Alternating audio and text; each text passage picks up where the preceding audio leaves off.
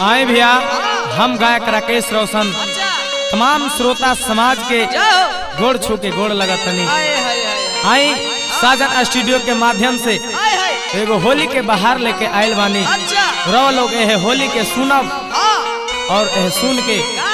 आशीर्वाद दुलार प्यार देव। कुछ देर काराबारदा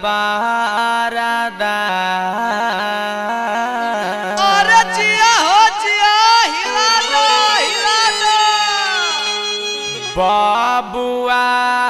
सुतावे दाबला मुआ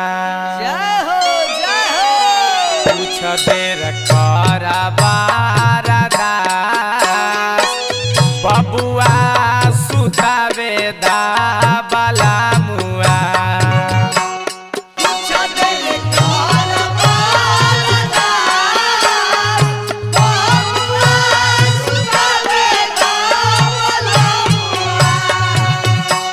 कुछ देर काराबारदा कुछ देर कारा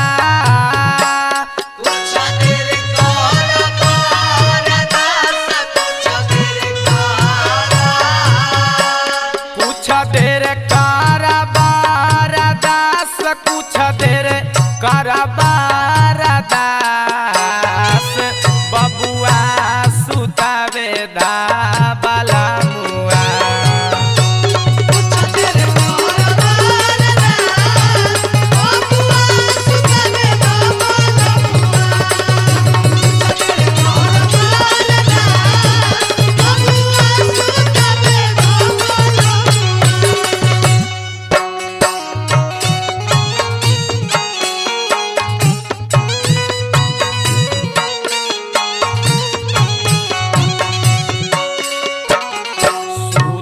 जाई बाबुआ का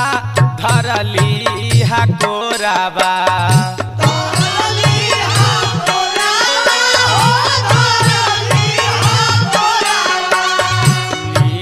खूबे माजा जबले होई नाही भोराबा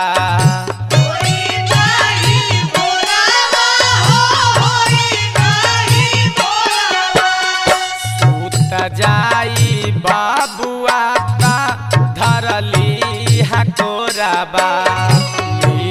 खूबे माजा जबले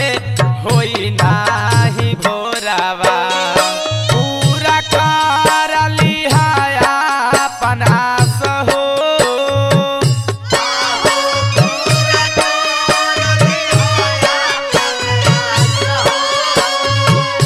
आहो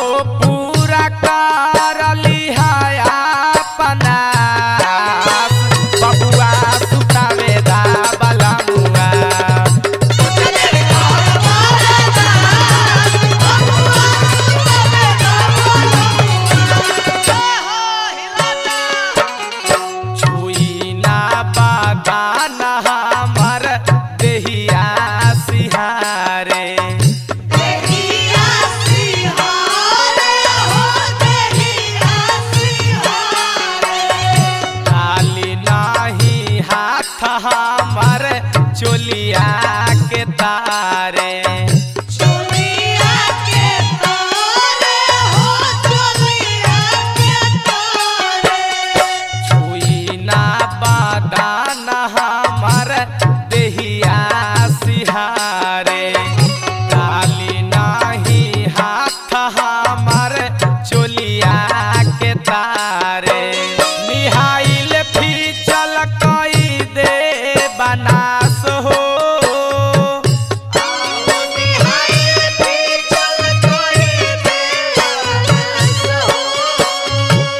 अहो निहाइल फीचल कई दे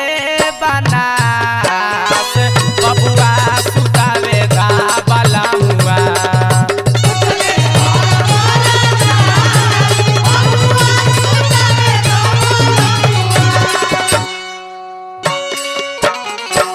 राकेश करे जथानी मन के मनाई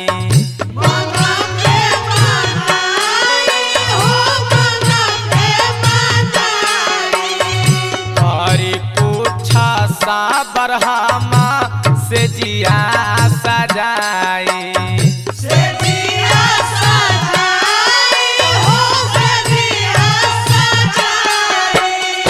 राकेश करे जतानी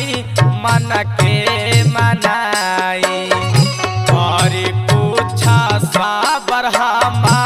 से जिया सजाई राकेश रौशन होई ना उदास हो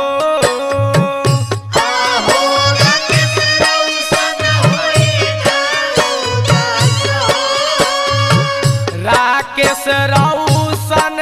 न हो खाउदास से जिया लगावे दा बलमुआ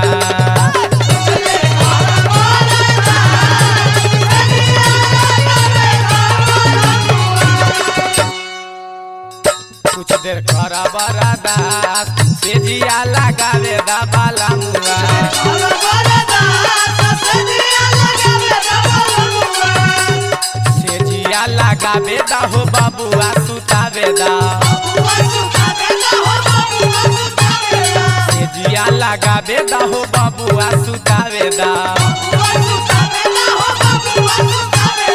से जिया लगावे दा हो बाबुआ सुतावे दा।